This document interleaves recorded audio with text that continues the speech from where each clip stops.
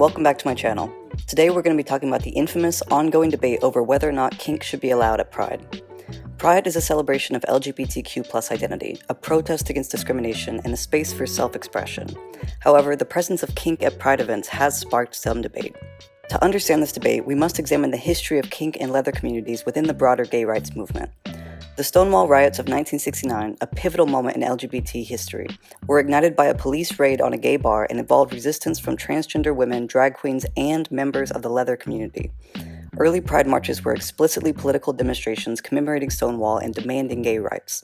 Leather and kink communities were active in these early marches and played vital roles in organizing and providing support during the AIDS crisis.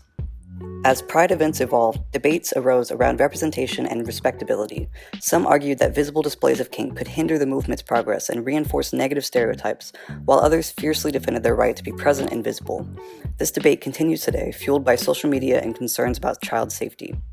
Some argue that kink displays are inherently sexual and inappropriate for public spaces or events where children may be present. Others point out that kink doesn't always equate to sex and that focus should be on educating parents and setting clear expectations for attendees rather than censoring a community. There's a generational divide in this discussion, with younger LGBTQ+ individuals often being more critical of kink at Pride.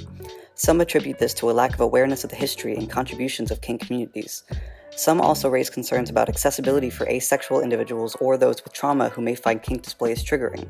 Proponents of kink at Pride emphasize its historical significance and its role in challenging societal norms. They argue that excluding kink erases a vital part of LGBTQ+ history and reinforces the idea that some forms of queer expression are more acceptable than others. Kink is a diverse subculture with its own ethics and code of conduct, including a strong emphasis on consent and safety.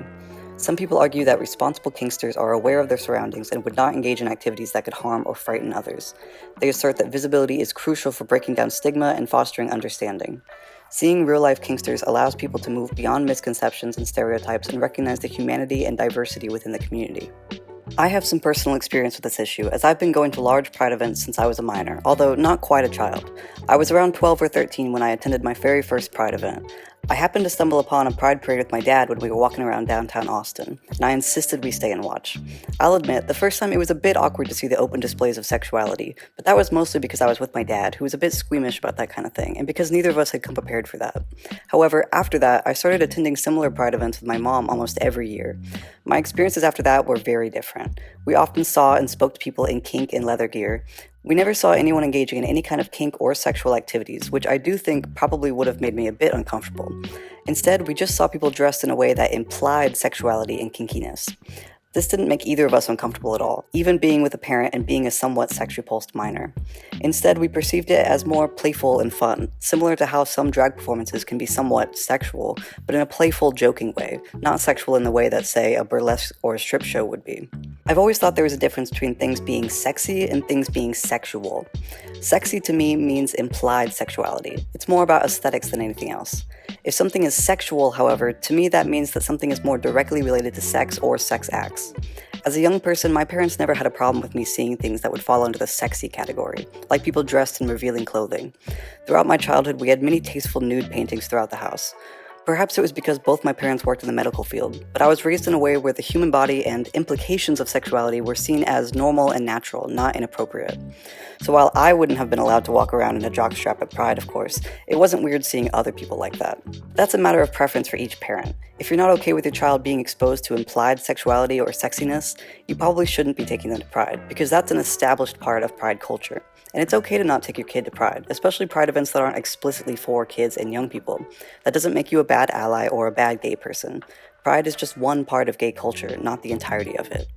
The debate around kink at Pride is complex. Finding common ground requires open dialogue, respect for different perspectives, and a willingness to compromise. Clear communication and expectation setting are vital. Organizers could provide more detailed information about the types of events and activities at Pride, including designated spaces for adult content or kink demonstrations. Education about the history and contributions of kink and leather communities can foster greater understanding and appreciation.